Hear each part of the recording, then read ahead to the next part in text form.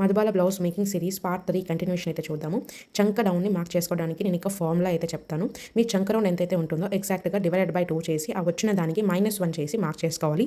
ఈ ఫార్ములాని జస్ట్ మనం high neck బ్లౌజెస్కి మాత్రమే యూజ్ చేసుకోవాలి. ఇక నాకు ఆర్మ్ రౌండ్ వచ్చేసి 16 ఇంచెస్ ఉంది కాబట్టి 16 ఇంచెస్ డివైడెడ్ బై 2 చేసుకుంటే 8 ఇంచెస్ కదా. సో 8 ఇంచెస్కి -1 చేస్తే 7. So exact 7 inches down mark చేసుకుంటున్నాను. ఇక్కడ ఎల్ షేప్ని మార్క్ చేసుకోండి. ఇక్కడ మనం హై నెక్ బ్లౌజ్ని మార్క్ చేసుకుంటున్నాం కాబట్టి కంపల్సరీగా షోల్డర్ అనేది డౌన్ చేయాలి.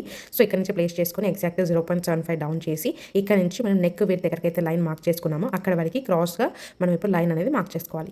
ఇక్కడ మీకు చెస్ట్ ఎంతైతే ఉంటుందో మీ చెస్ట్ ఎగ్జాక్ట్ డివైడెడ్ బై 4 చేసుకొని మార్క్ చేసుకోండి. లేదంటే ఇక్కడ నేను చూపిస్తున్నట్టుగా టేప్ని నేను చూపిస్తున్న విధంగా ఫోల్డ్ చేసుకొని ఎగ్జాక్ట్గా మార్క్ చేసుకున్నా కూడా పర్ఫెక్ట్గా ఉంటుంది. ఇక్కడ నాకు అప్పర్ చెస్ట్ వచ్చేసి 34.5 ఇంచెస్ ఉంది. సో 34.5లో 4వ భాగం వచ్చేసి 8.6. మనం మార్క్ చేసిన చెస్ట్ వచ్చేసి ఎగ్జాక్ట్ బాడీ మెజర్మెంట్ కాబట్టి కంపల్సరీగా లూజింగ్ యాడ్ చేసుకోవాలి. ఇది మనకి హై నెక్ బ్లౌజ్ కాబట్టి 1/2 ఇంచెస్ లూజింగ్ అనేది యాడ్ చేసుకోవాలి. అగైన్ మనకి సైడ్ జాయింట్స్ కోసం 2 ఇంచెస్ ఎక్స్ట్రా మార్జిన్ తీసుకోవాలి.